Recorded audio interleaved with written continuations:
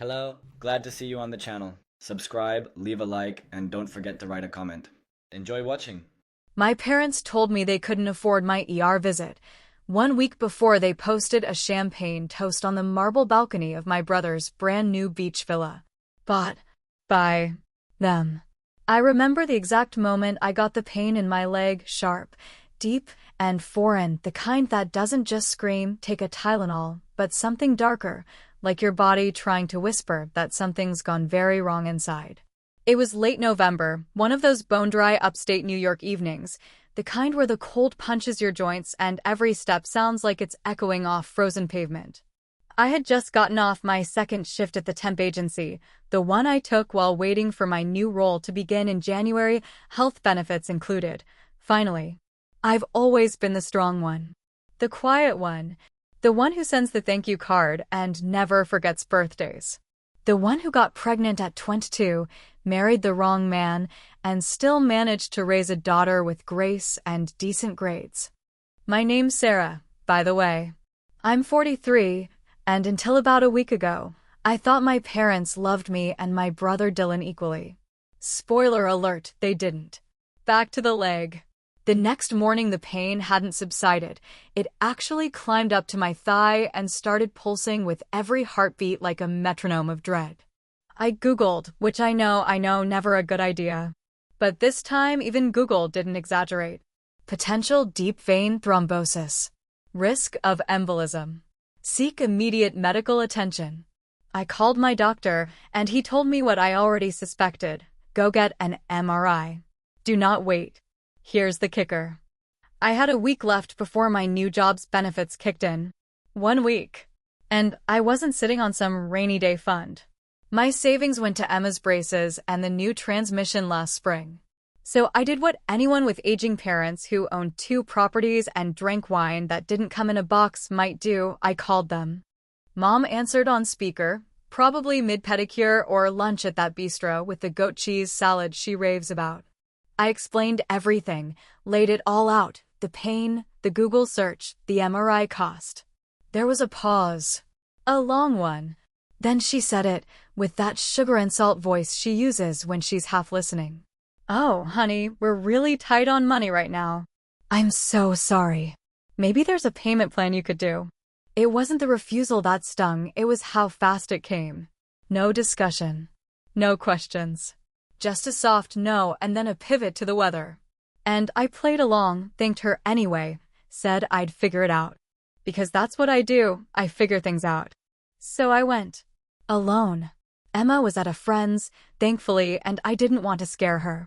I handed over my debit card and my dignity, signed a few forms, and lay perfectly still inside that metal coffin of an MRI tube while my brain repeated one phrase over and over like a curse, tight on money. The results came back clear, no clot. Just inflamed tissue from overuse and exhaustion. Go figure. A tired leg from carrying too damn much for too damn long. I didn't tell anyone. I just kept going. Kept working. Kept pretending. Then, exactly 7 days later, I was on Facebook, not doom scrolling, just checking the school's PTA group, and there it was. A photo. My mom and dad, arm in arm with Dylan, holding a set of keys in one hand and a glass of champagne in the other. The caption read, "So proud of our boy. His beautiful vacation villa in Naples is finally ready. You deserve the world, Dylan." My breath caught. I looked closer. The villa was huge, sprawling white stucco, modern fixtures, ocean view. The kind of place you see on HGTV when they say, for clients with a budget of $1.6 million. There was even a drone shot, probably Dylan's idea, showing the private pool curving around the house like a lazy river. They had posted 11 photos in total. 11. My mother had commented on her own post, "Can't wait for family gatherings here next summer." I didn't cry. I didn't throw my phone. I just stared, long and still, like someone watching their house burn down while standing in the front yard. I took a screenshot. Then another. Then one of the comment section, friends gushing, heart emojis, someone asking, "How do you manage that?" To which my mom replied, "A little help from mom and dad." A little help. So they had the money. Of course they did. But not for me. Not for a medical emergency. Not for the daughter who has never asked for a damn thing. But for Dylan, sweet, reckless Dylan, who once forgot his own birthday and needed a calendar reminder to call Mom on Mother's Day. I haven't spoken to them since. I haven't texted or called or responded to Emma's innocent, "Are we seeing Grandma and Grandpa for Christmas?" with anything more than a vague shrug. But I'm not done. Not by a long shot. Because there are things you can forgive, and then there are things that settle in your bones and rot there. And this? This wasn't just money. This was a choice. Not a mistake. A choice. They chose him. And now I'm going to show them what that choice costs. The thing about my brother Dylan is that he was never really cruel, just chronically clueless, endlessly adored, and always picked first in the draft of our parents' affections. He floated through life like the world had been tilted just slightly to let him coast downhill, and somewhere along the way, he started believing he had earned the tailwind. Dylan was charming in that golden retriever way, big smile, broad shoulders, a tan even in winter, the kind of guy who says bro to a waiter and still gets good service. And growing up, my parents practically sculpted him out of sunshine and applause. Even when he failed forward. When he flunked out of college his sophomore year after spending more time at frat parties than in lecture halls, my parents called it an adjustment phase. When his first tech startup, which was basically just a glorified app for rating bourbon, crashed and burned, my father invested in his next idea without so much as reading the business plan. Meanwhile, I was working the graveyard shift at a diner off Route 17 and going to community college during the day just to scrape together enough credits for an associate's degree. That degree eventually turned into a bachelor's, which I finished at 30 while raising my daughter Emma and cleaning houses on weekends. No one cheered. There was no party, no photo op, no "you deserve the world" captions. My mom gave me a half hug in the driveway and said, "Well, it's not like you're going to law school." I remember thinking, neither is Dylan. But he still gets the champagne. My life was a series of small uphill climbs, while Dylan's was a treadmill with someone else pressing the buttons. He drove my dad's old Audi all through his 20s, and when he totaled it after a DUI in Connecticut, my parents bailed him out before I even got the news. He didn't lose his license. He didn't lose his car. He got a lecture about being more careful and a weekend in a court-mandated rehab center that he left early because he felt judged. When I was going through chemo 5 years back, I missed a loan payment on the house. It was one of those moments where you're choosing between paying for your meds or your mortgage and praying the bank has a soul. They didn't. I got hit with penalties and a nasty letter. When I told my parents, they said, "Why didn't you ask us for help?" But the thing is, I had asked them, gently, respectfully, months before, and they told me then, too, that things were tight. I guess they meant tight around Dylan. The villa didn't surprise me, not really. What surprised me was how little they tried to hide it. A full-blown luxury villa in Naples, whitewashed exterior, sprawling terrace, palm trees waving like congratulations. And Dylan standing in the middle of it, holding the keys like he'd just won the damn lottery. I knew he hadn't bought it.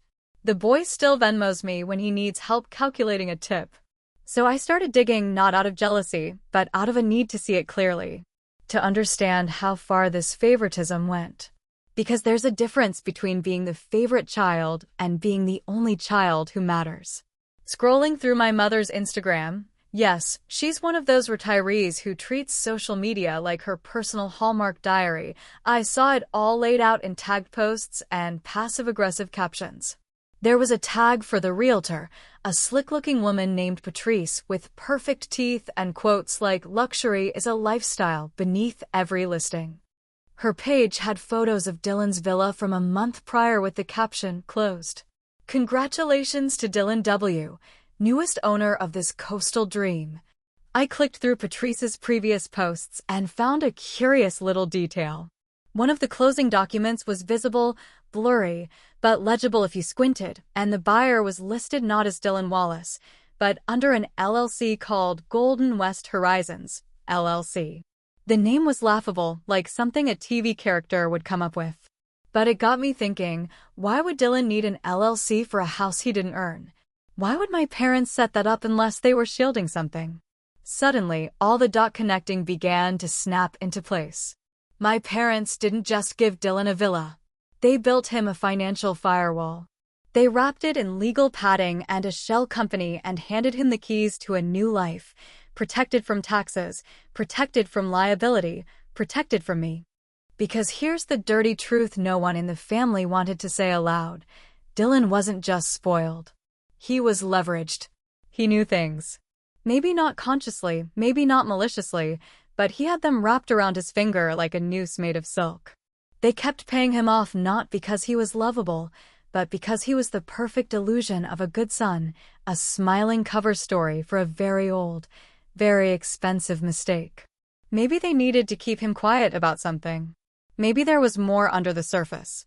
But one thing was clear, this wasn't generosity. It was protection. And if they wanted to play business games, if they wanted to move money like pawns on a board and assume I wouldn't notice, then they clearly forgot one very important thing about me. I'm not the one who dropped out of school. I'm not the one who tanked 3 companies.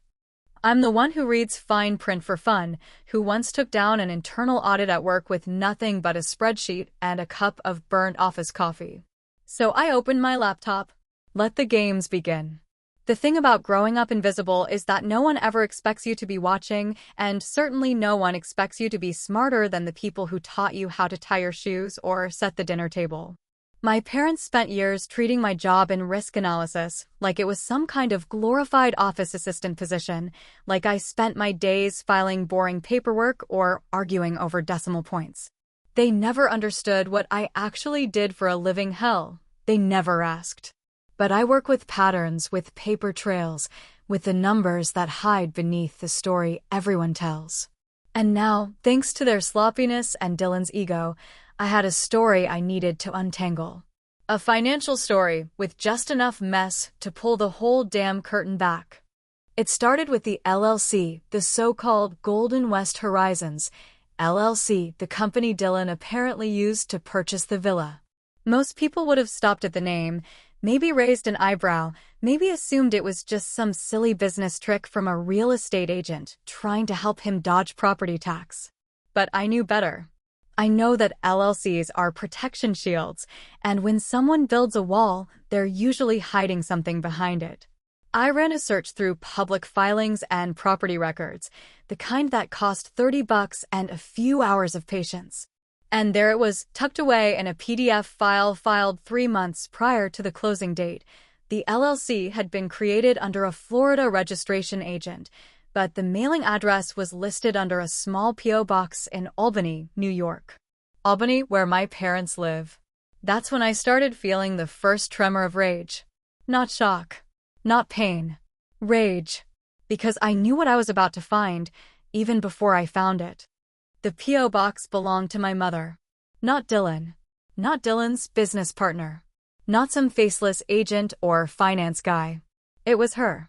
My mother had set up the LLC in Dylan's name, and more than that, she'd attached it to a private account I didn't recognize until I did. It was the trust. The same damn trust our grandfather had set up years ago when he passed, the one he swore up and down would be split 50-50 between me and Dylan. It was supposed to be untouchable until we both turned 35. At least, that's what I'd been told, and since I never received a single document about it, not one call from a lawyer, not one bank statement, I figured maybe it had never come through, or maybe he'd changed his mind before the end. But that account, the one funding Dylan's LLC, had our grandfather's name in the memo line of one transaction, and I knew right then that the money had always been there. I had been erased. They took what was legally half mine and funneled it into a villa for the golden son, while telling me there was nothing left, while pretending they were barely scraping by. My mother lied with her voice and her face and her goddamn hashtags, all while moving money behind my back like I didn't exist. And the kicker? It worked. They thought it had worked. That I would never notice. I needed proof, the kind that someone couldn't tuck away over wine and holiday sweaters. So I made a call to an old college friend, Renee, who now worked in Florida real estate.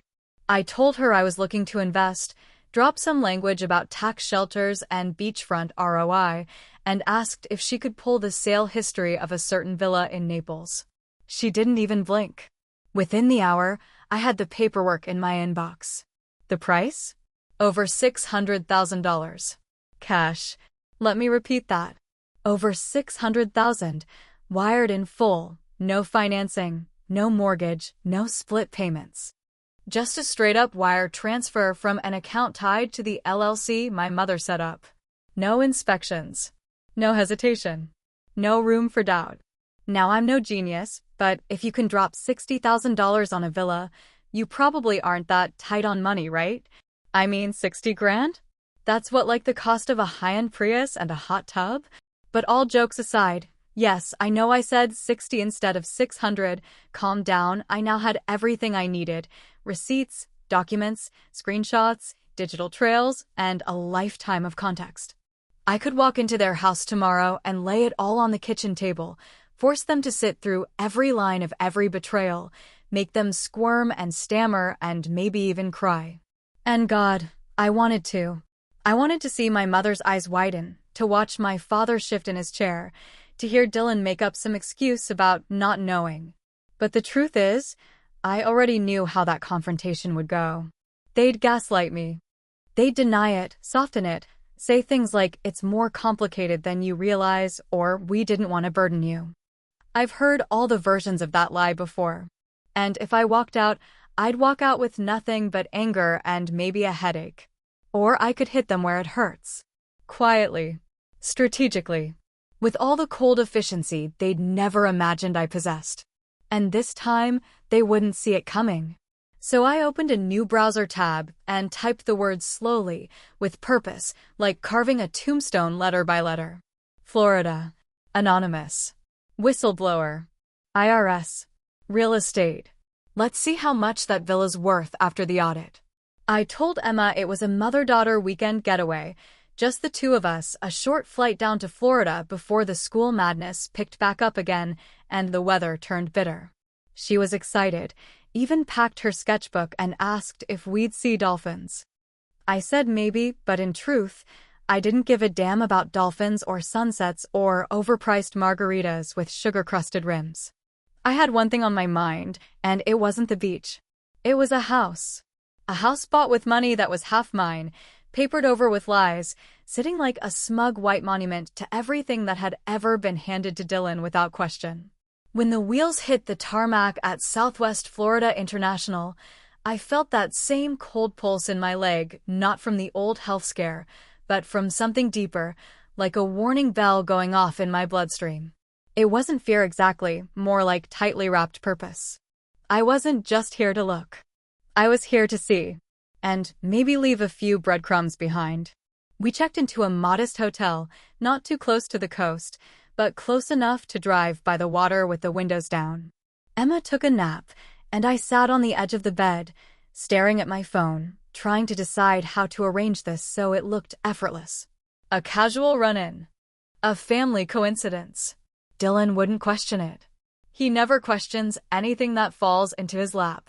So I picked the perfect place. One of those trendy brunch spots with chalkboard menus and smoothies named after zodiac signs, and I made sure he saw us.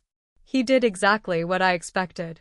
Came over with that lazy grin, arms wide, acting like this was fate, like the universe wanted him to reconnect with his big sis. I leaned into the charade, told him we were down here for a few days, just needed to unplug, maybe scope out some sunshine before the snow buried us back home. He bought it without blinking. Even offered to show us his new place, said something like, "You have to come see it. Seriously, it's sick." And so we followed him, weaving through palm-lined streets until we pulled into the cul-de-sac that ended in what I now recognized far too well, his precious villa. From the outside it was still obscene, still pretentious, still paid for in betrayal, but up close I noticed something else. It was hollow. Not just metaphorically, but physically. The house was underfurnished, almost bare in some rooms, like someone had moved in without ever settling. Corners were cut, cheaply installed fixtures you wouldn't expect in a $600,000 home, closets with missing shelves, paint that already looked chipped near the baseboards. Dylan didn't notice the flaws. Of course he didn't. He was too busy showing off the kitchen's wine fridge and the Bluetooth-controlled lighting system, bragging about how the real estate agent hooked him up. While he talked, Emma wandered with quiet purpose, snapping photos on her phone under the guise of capturing inspiration for an art project. She knew the plan. I had told her enough, not everything, but enough to understand that this wasn't just a family visit. In the kitchen, I spotted the envelope almost instantly. White, oversized, propped awkwardly against a bowl of fake lemons, and written in my mother's distinct handwriting were the words, "Taxes. Do not touch." I didn't need to open it. The photo I took said more than words ever could. While Dylan gave Emma a mini tour of the pool, still half-drained and surrounded by cracked tiles, I slipped into the guest room, opened my purse, and placed a tiny voice recorder inside the vent behind the nightstand. It was one of those cheap digital ones, the kind you'd use in college lectures or to catch a cheating spouse. I didn't care what it picked up. I just wanted something. Anything. A careless conversation, a call, a confession about the money. My mother visited often, he said. Maybe she'd say something stupid. That was enough of a gamble for me. That night, while Emma slept, I sat by the window of the hotel room with my laptop and a glass of wine and began the real work. First came the 3 anonymous reports, each one cold, concise, and deliberate. The IRS report outlined suspected property fraud linked to the villa's purchase, pointing directly at the LLC and its funding sources. I included all relevant addresses, names, and account trails I had already uncovered. The second report went to the appropriate trust oversight body, flagging a misuse of inheritance funds that were never disclosed to me, including a breakdown of how those funds had been converted into tangible real estate assets. And the third report, sent to the local municipality, included photos of the unfinished construction, cracked pool lining, exposed wires in the backyard, and a few zoning concerns. I knew it would take months, but once these things start rolling, they don't stop easily. I didn't stop there. I had too much fire inside me to just go to sleep. So I did something bold, something reckless, something I probably should have thought through more, but I didn't care. I started a blog. I called it The Good Child Diaries. Anonymously, of course. No names. Just stories. Family dynamics. The lies parents tell when they favor one child over the other and pretend it's love. I wrote about the emergency room visit, about the call that went unanswered, about the champagne toast in Florida and the years of quiet sacrifice that no one ever celebrated. I posted it and closed my laptop without even checking for views. I didn't need validation. I needed motion. I needed something to move in the universe and remind me that I wasn't just angry, I was alive. 3 days later, as we boarded our flight back to New York, my phone rang. It was my mother. I let it go to voicemail. Then I listened. Her voice was tight, small, frayed around the edges in a way I hadn't heard since Grandpa's funeral. "We need to talk. It's about Dylan. He's in trouble." I smiled without meaning to, tucked the phone back in my coat, and leaned into the airplane seat as the engines roared to life. "Oh, is he now?" By the time the news reached them, the wheels were already in motion, the wheels I had greased with paperwork and silence and quiet, calculated fury. The villa, their beloved white palace near the waves, the golden monument to their favorite child, was now officially under investigation. The LLC was flagged, the tax forms frozen, and the funding source listed in a federal inquiry that had suddenly pulled my mother's private account into full daylight. I had done nothing more than shine a light on what they'd tried to keep in the dark, and sometimes that's all it takes for something to rot in real time. Dylan called me twice. The first time, I didn't recognize the number. A Florida area code. No voicemail. The second time, same number, But this time he left a message, his voice thinner than I'd ever heard it, like someone squeezing fake composure through a crack in their ego. He didn't say much. Just, "Hey, Sarah, it's me. I guess. I guess we should talk." And then some mumbled apology that fell apart halfway through. I didn't respond. I didn't even save the number. For 2 weeks, I heard nothing. I went to work, picked up Emma from school, bought groceries, paid bills, swept the porch. I lived. Quietly. Firmly. I knew something would break eventually. I was just waiting to see which one of them cracked first. It was my mother. She showed up on a rainy Tuesday afternoon, the kind of gray, soaking day where everything feels heavier, even the air.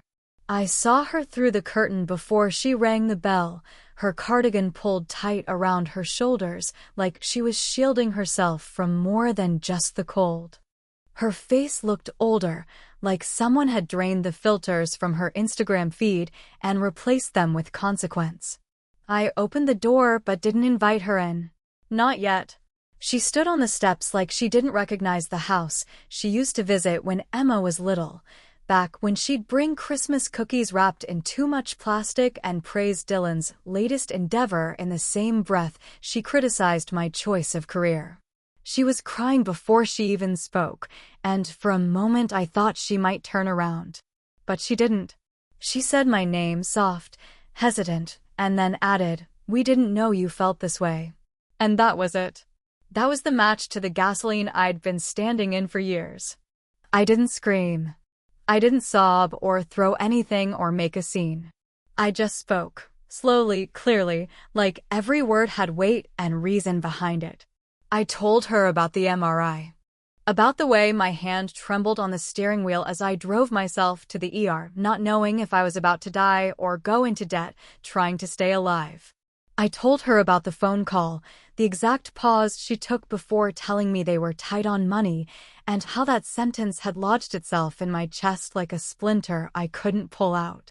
I told her about the trust, about the LLC, about the villa, about the $600,000 that were mine as much as they were Dylan's, and how they'd funneled it into his life without even blinking.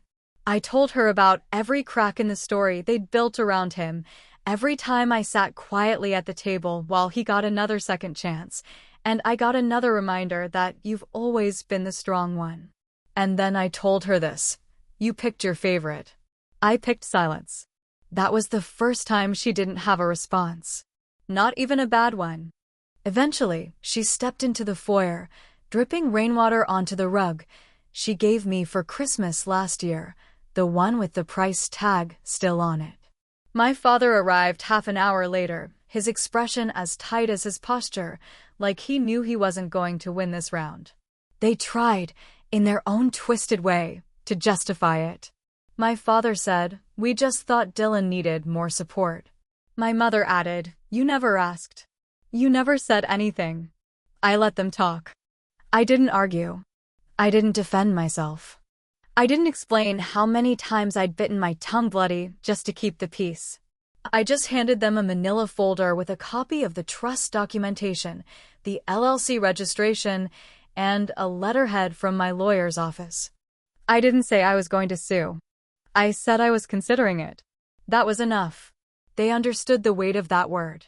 After they left, I watched from the window as they stood in the driveway arguing, my father waving his hands, my mother shaking her head like a child who'd been caught red-handed and still couldn't admit the lie. It was a strange feeling, watching them twist in the wind of their own making. No rage left.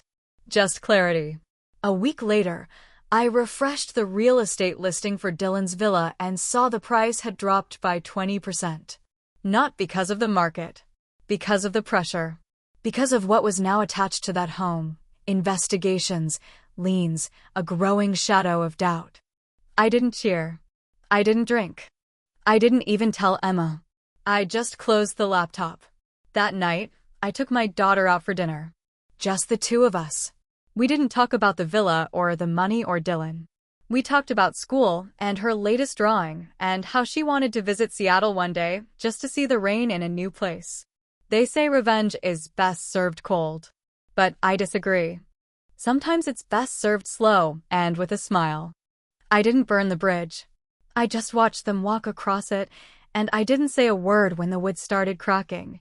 I haven't spoken to them since, but lately I wonder if maybe silence was too kind.